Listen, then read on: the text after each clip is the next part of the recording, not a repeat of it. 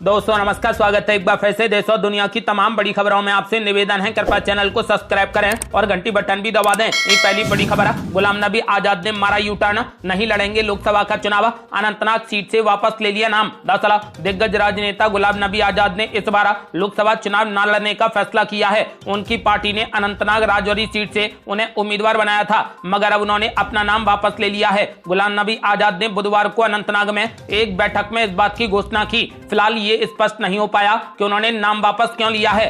अगली बड़ी खबर, ममता बनर्जी ने जारी कर दिया अपनी पार्टी का घोषणा पत्र, कहा रोकेंगे एनआरसी और यूसीसी और खत्म कर देंगे नागरिकता कानून। दरअसल पश्चिम बंगाल की सत्ताधारी पार्टी तृणमूल कांग्रेस ने लोकसभा चुनावों के लिए अपना घोषणा पत्र जारी कर दिया। ममता बनर्जी की अध्यक्षता वाली पार्टी ने इसमें नागरिकता संशोधन अधिनियम को रद्द करने और देश में समान नागरिक संहिता को लागू करने से रोकने का वादा किया है। टीएमसी सांसद डेरेक ओब्रायन ने पार्टी का घोषणा पत्र जारी करते हुए कहा कि ये सब हम तब करेंगे जब टीएमसी इंडिया गठबंधन के हिस्से के रूप में केंद्र में सरकार बनाएगी। अगली बड़ी खबर, आम आदमी पार्टी ने लगाया बड़ा आरोप, कहा चुनाव आयोग ने एक्स से पीएम मोदी की चुनावी चंदे के घोटाले वाली पोस्ट डिलीट करवा दी। दरअसल आम आदमी पार्टी ने भाजपा और चुनाव आयोग पर बड़ा आरोप लगाया है। पार्टी की प्रवक्ता प्रियंका कक्कड़ ने एक प्रेस कॉन्फ्रेंस में चुनाव आयोग पर सोशल मीडिया प्लेटफॉर्म एक्स से वो पोस्ट डिलीट करवाने का आरोप लगाया जिसमें पार्टी ने पीएम नरेंद्र मोदी और बीजेपी को मिले चंदे को लेकर खुलासा किया था। इस दौरान प्रियंका कक्कड़ ने पार्टी की उस पोस्ट का पोस्टर भी दिखाया जिसे कथित रूप से डिलीट करवाया गया है।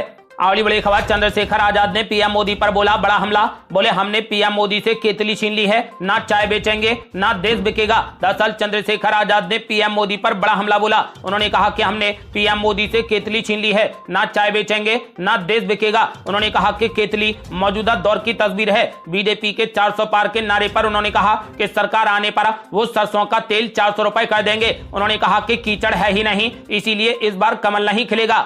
अगली बड़ी खबर, मायावती को लेकर चंद्रशेखर आजाद ने दिया बड़ा बयान, बोले घर के बड़े नाराज हो सकते हैं लेकिन दूरियां नहीं हो सकती हैं। दरअसल बसपा सुप्रीमो मायावती को लेकर चंद्रशेखर आजाद ने बड़ा बयान दिया। उन्होंने कहा कि दलित वोटों पर बहन जी हमारे साथ हैं, घर के बड़े नाराज हो सकते हैं लेकिन दूरियां पैदा नहीं हो सकती। उन्होंने कहा कि बहन जी का आशीर्वाद मिल रहा है, साथ ही अखिलेश यादव का भी सहयोग मिल रहा है। अगली बड़ी खबर, प्रियंका गांधी ने बीजेपी के 400 पार पर बोला बड़ा हमला, बोले कैसे मालूम कि 400 सीटें मिल रही हैं, आप ज्योतिष हैं या पहले से गड़बड़ी कर रखी है। दरअसल यूपी में लोकसभा चुनाव के मैदान में कांग्रेस महासचिव प्रियंका गांधी भी उतर आई हैं। उन्होंने सहारनपुर में कांग्रेस प्रत्याशी इमरान मसूद के लिए चुनाव प्रचार किया। इस दौरान बीजेपी के 400 सीटें जीतने के दावे पर सवाल खड़े करते हुए प्रियंका गांधी ने पूछा कि इन्हें पहले से कैसे मालूम है कि 400 सीटें मिल रही हैं। प्रियंका गांधी ने कहा कि ये ज्योतिषी हैं या फिर पहले से ही इन्होंने गड़बड़ी कर रखी है।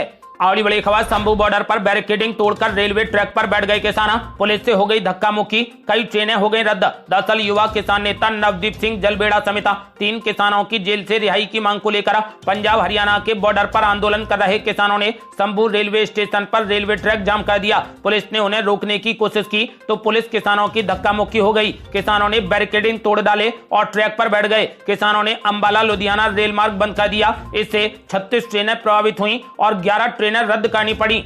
अगली बड़ी खबर, प्रियंका गांधी ने इलेक्टोरल बॉन्ड को लेकर बीजेपी पर साधा निशाना, बोली 180 करोड़ कमाने वाली कंपनी बीजेपी को 1100 करोड़ रुपए का चंदा दे रही है। दरअसल प्रियंका गांधी ने कहा कि मोदी सत्य को नहीं बल्कि सत्ता को पूजते हैं। उन्होंने कहा कि बीजेपी ने हमेशा अमीरों की जेब भरी है। इलेक्टोरल बॉन्ड की सूची को बीजेपी गोपनीय रखना चाहती थी लेकिन सुप्रीम कोर्ट के आगे उसकी एक न चली। अब लिस्ट सामने आई तो बीजेपी की पोल खुल गई। प्रियंका गांधी ने कहा कि 180 करोड़ रुपए कमाने वाली कंपनी बीजेपी को 1100 करोड़ रुपए का चंदा दे रही है। अगली बड़ी खबर, आरजेडी नेता मुन्ना शुक्ला ने किया बड़ा दावा, बोले 4 जून के बाद महागठबंधन का बजेगा डंका। दरअसल बिहार के वैशाली लोकसभा सीट से आरजेडी उम्मीदवार मुन्ना शुक्ला ने बड़ा दावा किया है। उन्होंने कहा कि वैशाली समेत बिहार की सभी 40 लोकसभा सीटों पर महागठबंधन की जीत होगी। मुन्ना शुक्ला ने यह भी कहा कि 4 जून के बाद महागठबंधन का डंका बजेगा। अगली बड़ी खबर, अखिलेश यादव कन्नौज लोकसभा सीट से ही लड़ेंगे चुनाव, आज कर सकते हैं ऐलान। दरअसल यूपी की कन्नौज लोकसभा सीट से सपा प्रमुख अखिलेश यादव के चुनाव लड़ने को लेकर चल रही अटकलबाजी पर आज पूरे तरीके से विराम लग जाएगा। सूत्रों की माने तो अखिलेश यादव आज कन्नौज आ रहे हैं। यही नहीं, सपाइयों ने दावा किया है कि अखिलेश यादव इस दौरान यहां से चुनाव लड़ने की भी घोषणा करेंगे। सूत्रों ने यह भी बताया है कि 23 अप्रैल को नामांकन करने की भी तैयारी है। अगली बड़ी खबर, बेटी रोहिणी के चुनाव प्रचार में पहुंचे लालू प्रसाद यादव, बोले संविधान को खत्म नहीं होने देंगे, इसे खत्म करने वाले लोगों को ही खत्म कर देंगे। दरअसल आरजेडी सुप्रीमो लालू प्रसाद यादव अपनी बेटी और सारण सीट से प्रत्याशी रोहिणी आचार्य के पार्टी कार्यालय का उद्घाटन करने छपरा पहुंचे। इस दौरान उन्होंने लोगों को संबोधित करते हुए बीजेपी पर बड़ा हमला बोला। लालू प्रसाद यादव ने कहा कि बाबा साहेब भीमराव अंबेडकर के संविधान और लोकतंत्र को नष्ट करने का प्रयास किया जा रहा है, इसे हम हरगिज मिटने नहीं देंगे। उन्होंने कहा कि बाबा साहेब का संविधान अगर नहीं होता तो हमें आरक्षण नहीं मिलता और इस संविधान में जो लोकतंत्र की व्याख्या है वो नहीं होती। उन्होंने कहा कि हम सब लोग आज के दिन संकल्प लें कि किसी भी कीमत पर बाबा साहेब के संविधान को खत्म नहीं होने देंगे और इसे खत्म करने वाले लोगों को ही खत्म कर देंगे। अगली बड़ी खबर, यूपी में अब स्पीड नहीं बढ़ा पाएंगे बस के ड्राइवर, योगी सरकार के अनोखे नियम से कम होंगे एक्सीडेंट। दरअसल उत्तर प्रदेश की योगी सरकार ने प्रदेश में बसों के एक्सीडेंट को लेकर एक अनोखा नियम बनाया है। यूपी सरकार के परिवहन विभाग ने यूपीएसआरटीसी बसों के कैबिन में ड्राइवर के परिवार की तस्वीर लगाने का फैसला किया है। परिवहन विभाग ने ऐसा फैसला इसलिए लिया है ताकि ड्राइवर अपने परिवार के प्रति ध्यान रखें और बस की स्पीड का भी ध्यान रखें, जिससे एक्सीडेंट भी कम हो सकते हैं।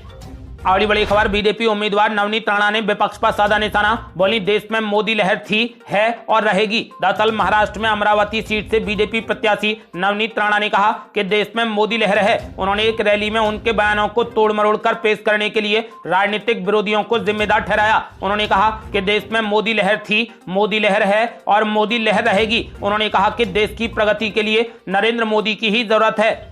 अगली बड़ी खबर, अखिलेश यादव के साथ में आम आदमी पार्टी सांसद संजय सिंह ने किया प्रचार, बीजेपी पर बोला बड़ा हमला। दरअसल समाजवादी पार्टी के राष्ट्रीय अध्यक्ष अखिलेश यादव ने नगीना लोकसभा के नजीबाबाद में एक रैली को संबोधित किया। इस दौरान उनके साथ आम आदमी पार्टी नेता संजय सिंह भी मंच पर मौजूद थे। सपा मुखिया अखिलेश यादव ने जनता को संबोधित करते हुए कहा कि आज चुनाव का आखिरी दिन प्रचार प्रसार है, वोट वाले दिन आपको अपने घरों से निकलकर अपने प्रत्याशी को वोट देना है। अखिलेश यादव ने नजीबाबाद की जनता से कहा कि जब चुनाव का परिणाम आ जाएगा तब एक जनसभा को संबोधित करूंगा। जो लोग पश्चिम से मन बनाते थे, अब की बात जनता ने मन बना लिया है कि बीजेपी को पश्चिम से ही हराना है।